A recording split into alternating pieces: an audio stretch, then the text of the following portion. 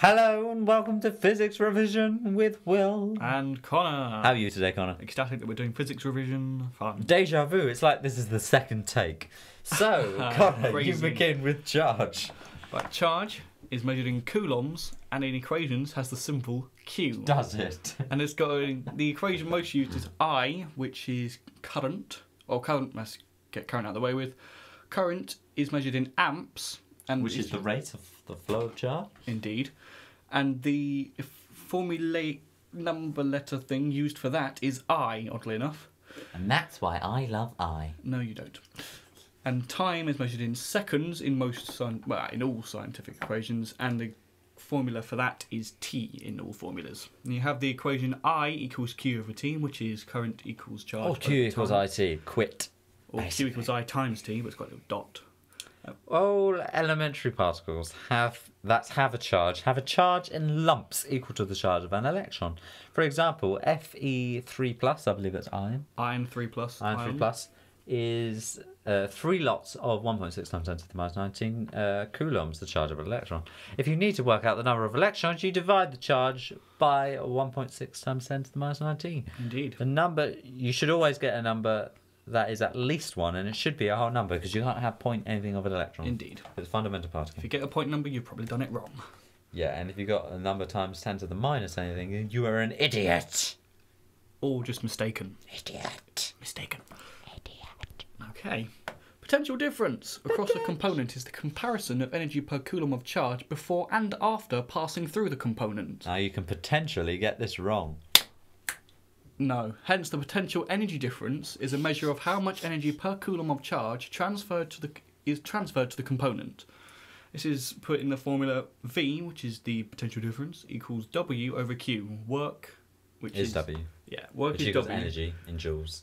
Don't know why they put work, they're just awkward. Divided by Q, which is charge. Measured in coulombs. And then V is the potential difference, Measured obviously. in volts. Or volts, or voltage. Same thing. Yeah, in case you didn't get that. Power, moving on to power, is the rate of doing work, or the rate of energy transfer. You will need to know all these definitions. So listen to us many, many, many times. Power, which is measured in watts. Connor, what is a unit of power? No, that was a statement rather than a question. That's a hideous joke given to us by our physics teacher. Watt is the measure of power because it's W-A-T-T, which is, yeah, okay, you get it. You just ruined it. It's Yeah. like when you explain a joke and it's not funny anymore because you just it wasn't explained funny it. in the first place. It was hilarious. It wasn't. I can hear the laughter of our one viewer. I know. I hope you're enjoying yourself, Mum. Power equals work over time, which will be watts equals, and then you've got joules, which is the work, divided by time, which That's is joule seconds. per second. Yeah. I even have watt as the unit of power in quotes. Oh, you are an idiot. Right. I'm so sorry. Moving on to resistance, and in particular, ohmic resistor. Ohm, what a babe. V, as voltage, is directly proportional to I. That means it's got a fish, not to be confused with alpha. An ohmic conductor is a conductor that obeys Ohm's law, which it's a straight line graph through the origin, which basically is Ohm's law, which is V is proportional to I. Ohm's law, let me just read the definition out, states the potential difference across a resistor is directly proportional to the current through it at a constant temperature. Very important that. So I mean, if I, for example, were to have a potential difference across me, then it wouldn't work because I'm not a constant temperature. If it were to go through me and Connor, because it would go through Connor and it would be like, oh, whatever. It would go through me, and because I am clearly much hotter, then there would be more resistance. I'm way cooler. You're cooler, but I'm hot. Cooler. V equals IR. Therefore, Another resistance is the ratio of V over I. So a steeper line will mean less resistance. That's what it's saying. Good to know. Non-ohmic resistors. You need to know 2 examples, I believe. Yep. Yes. A non-ohmic resistor. No, I've said that. A diode and a filament bulb. I'll start with the diode. A diode, if you ever see it on a circuit, it looks like a triangle and a line. It's not very descriptive, but a triangle and a line in a circle. You'll know it when you see it. And a diode only allows current to flow one way and not the other. So effectively, what your graph will look like is a sloping line on the bottom left-hand side of this graph going through the origin and then sort of rising a bit more steeply after 0.6 volt, which is the standard when it starts to become less resistancy. I'm not very now, good at this. Diodes is a sneaky little topic, because I was having a little look, and on the May 2009 paper for AQA Physics Unit 1, there was a question which was frankly just harsh. It said, a student wishes to collect data so he can plot an IV curve for a semiconductor diode. Draw a suitable diagram of the circuit that would help enable a student to collect this data. Now, obviously, you have to put an ammeter and a voltmeter in there, but you also need 2 resistors in there, apparently, according to the mark scheme. Then it says, describe the procedure that the student would follow in order to obtain an IV curve for the semiconductor diode. And then that's a 6-mark question. Now, you get marks for the basic things, like saying you connect up a circuit will get you a mark. To a power Turn the power source on, get you a mark. Measure the current, and you Potential alternate difference, the voltage, and etc, etc, etc. Then you get marks for saying you plot it on a graph, etc, etc. You get marks for mentioning the significance of 0.6. Have you said about that yet? Yes. Yep.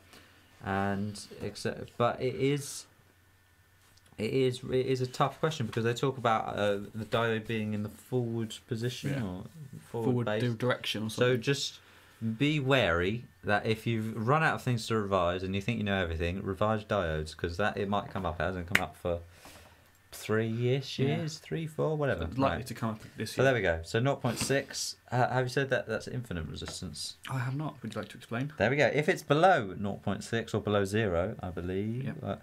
It isn't zero resistance, and if you say that, you will get no marks. It is an infinite resistance, which basically means that you can never have zero resistance theoretically unless it's superconductor. Yeah, but because it gets. But basically there is some resistance, but it's negligible. I think that's what the point is. The second type of non-ohmic resistor is a filament bulb, which is basically an ohmic resistor, but it's not a constant temperature. So as the voltage and the current goes up, you then get temperature, because it heats up, and so it starts to curve. So it looks a bit like a straight line that's been bent slightly at the ends. So there we are. Extremely descriptive. Now I know, Connor. Now we're on to resistivity. Measured in, not measured in. I won't go there. But its symbol is rho, which looks like a P, and everyone knows it's a P. But you can't call it P. You have to call it rho. Row a boat. I know you're going to say gently down the stream. As soon as that came up. Anywho. If you see resistivity, don't forget to scream.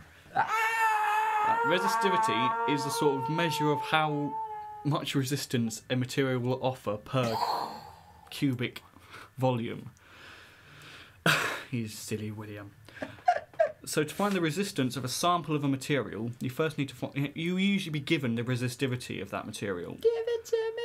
And it's usually measured in, I think it's ohm meters. Yeah, ohm meters. Ohm meters. Have you said the equation? Yeah, and the equation will be resistance equals resistivity, which you'll be given usually, multiplied by length over area. Now, one thing that you must remember is if you have to swap it resistivity and resistance around, you have to swap around A and L. So resistance is resistivity times L over A, but resistivity is resistance times A over L. And a lot of people get that mixed up. And I have mixed up an exam I've mixed before. up, Yeah. exactly. So be careful.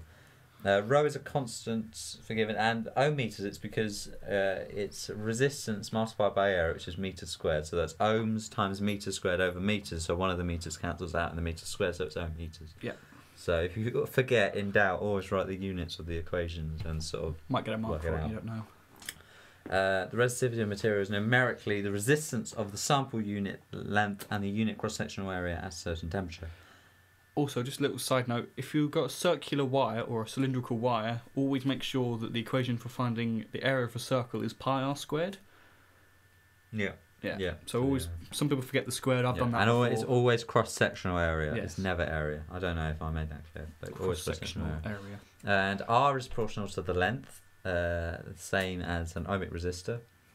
But R is proportional to the reciprocal, so that's 1 over the area. That's another thing you kind of have to know, and that's how you can make the equation if you're clever.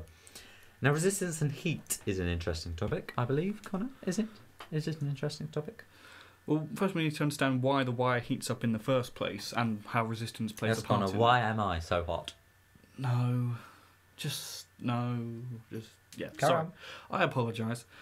Basically, the standard model of electricity is that you have electrons flowing through, say, a wire, and in that wire there are metallic atoms. Sometimes the electrons actually hit the atoms or interact with them, as we've already done in particle physics.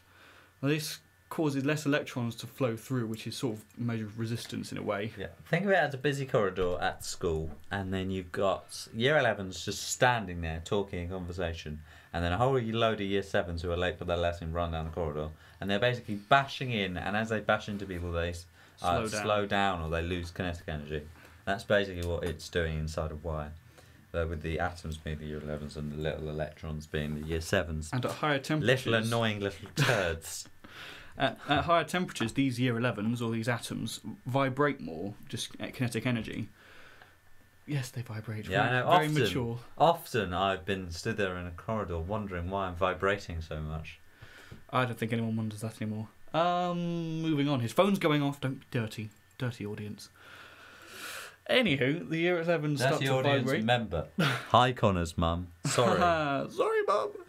No, the year 11 start vibrating, and therefore it's more likely that a year 7 who's going through the corridor will hit a year 11 if they're moving around a bit more. So that's why resistance goes up when you heat a conductor. Ta-da! Yeah. Hope you're happy, mum. If you need to design an experiment to show this, I'd use a beaker of water and a thermometer. Even though, obviously, in real life stuff, you'd have issues with electricity in water, but they don't care about that, so they want you to talk about how the thing heats up by putting in a beaker of water. It's the best way to do it. A thermistor it basically deliberately adjusts the heat, adjusts with heat, also known as a heat-dependent resistor. There are 2 types: PTC, positively thermal. A PTC, you don't need to know what it is. It probably says on here somewhere. It's basically a metal, so as the temperature increases, so does the resistance. Whereas temperature coefficient. An NTC, yeah, that's right. A non-metal is a non-metal. As temperature increases, resistance decreases. Semiconductors.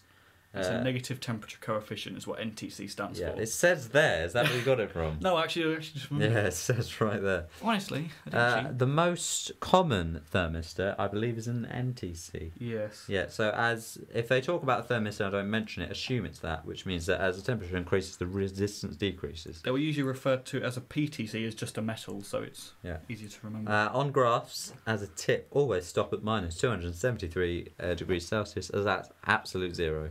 So don't keep going with a line, okay? It will stop, I promise you. At that point, as we all know, all vibrations or all particle collisions just stop. There's not enough energy. We do know that, Connor. Just in case you didn't. Now, time for superconductors, as in like superconductors that have been into conflict with like kryptonite. Lex Luthor, yeah.